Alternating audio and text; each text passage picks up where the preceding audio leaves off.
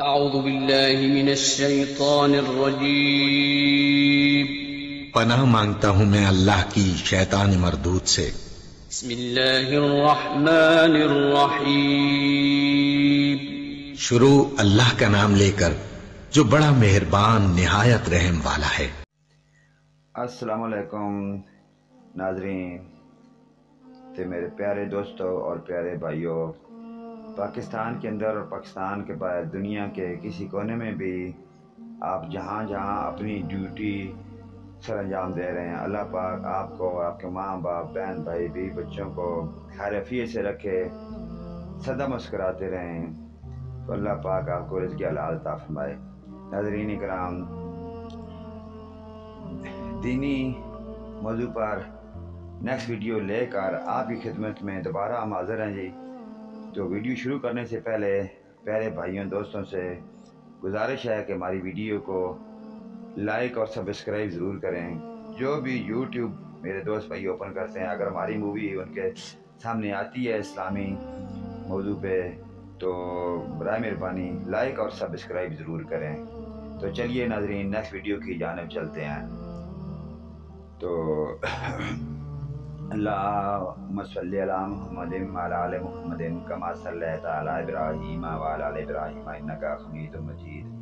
اللہ پاک آپ کو اور ہم سب کو آخرت کی فکر کرنے کی توفیق عطا فرمائے۔ تو چلیے ناظرین نیکسٹ ویڈیو کی جانب چلتے ہیں۔ ناظرین کرام، یہ واقعہ حدیث نمبر 34 موضوع ہے ابو جندل رضی اللہ تعالی عنہ کفار مکہ کی قید میں۔ حضرت ابو جندل رضی اللہ تعالی عنہ مکہ میں مسلمان ہو گئے تھے۔ قریش نے انہیں قید کر کے رکھا تھا۔ صلح حدیبیہ کے موقع پر دو موقع پر زنجیروں سمیت ہی بھاگ کر لشکر اسلامی میں پہنچ گئے تھے۔ سہیل جو کہ قریشی مکہ کا وکیل تھا، اس نے کہا کہ اے محمد صلی اللہ علیہ وآلہ وسلم، معاہدے کے مطابق ابو جندل کو ہمارے حوالے کیا جائے۔ تو نبی کریم صلی اللہ علیہ وآلہ وسلم نے فرمایا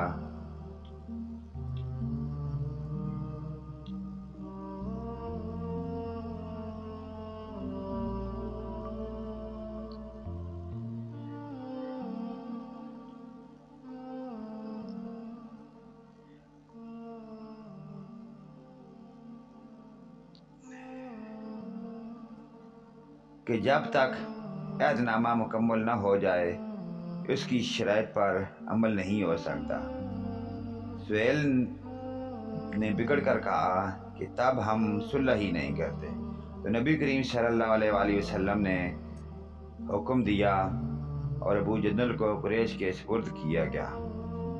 قریش نے مسلمانوں کے کیمپ میں اس کی مشقیں باندھیں، پاؤں میں زنجیر ڈالی اور کشاں کشاں لے گئے۔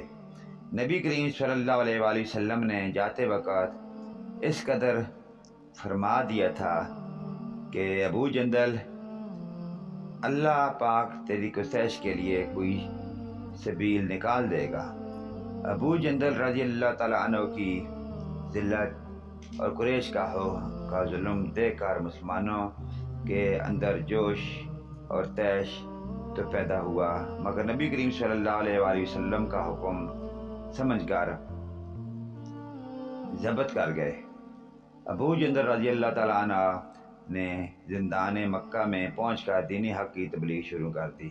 جو کوئی اس کی نگرانی پر مأمور ہوتا وہ اسے توحید کی خوبیاں سناتے، اللہ کی عظمت جلال بیان کر کے ایمان کی ہدایت کرتے۔ اللہ کی قدرت کو ابو جندل رضی اللہ تعالیٰ عنہ نے اپنے سچے ارادے اور صحیح کوشش میں کامیاب ہو جانا اور وہ شخص مسلمان ہو جانا۔